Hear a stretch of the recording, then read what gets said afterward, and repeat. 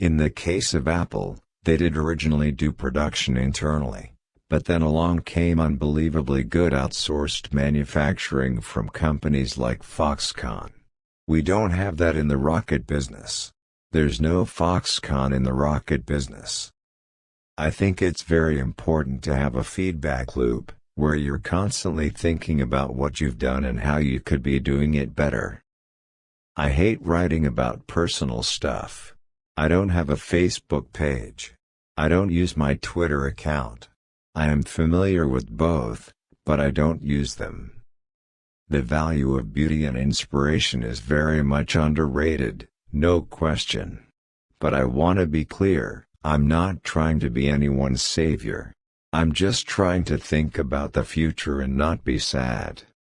There are some important differences between me and Tony Stark, like I have 5 kids, so I spend more time going to Disneyland than parties. From an evolutionary standpoint, human consciousness has not been around very long. A little light just went on after 4.5 billion years. How often does that happen? Maybe it is quite rare. I think a lot of the American people feel more than a little disappointed that the high-water mark for human exploration was 1969. The dream of human space travel has almost died for a lot of people. If you think back to the beginning of cell phones, laptops or really any new technology, it's always expensive. If we're going to have any chance of sending stuff to other star systems, we need to be laser-focused on becoming a multi-planet civilization.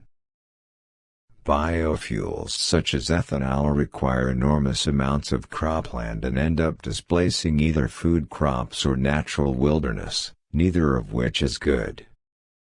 Selling an electric sports car creates an opportunity to fundamentally change the way America drives. The path to the CEO's office should not be through the CFO's office, and it should not be through the marketing department. It needs to be through engineering and design. Some people don't like change, but you need to embrace change if the alternative is disaster. I would like to fly in space. Absolutely. That would be cool. I used to just do personally risky things, but now I've got kids and responsibilities, so I can't be my own test pilot. That wouldn't be a good idea. But I definitely want to fly as so. I'm reasonably optimistic about the future, especially the future of the United States, for the century, at least. A Prius is not a true hybrid, really. The current Prius is, like, 2% electric. It's a gasoline car with slightly better mileage. I think Tesla will most likely develop its own autopilot system for the car, as I think it should be camera-based, not LiDAR-based. However, it is also possible that we do something jointly with Google. Some companies out there quote a start of production that is substantially in advance of when customers get their cars.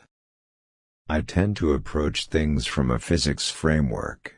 And physics teaches you to reason from first principles rather than by analogy.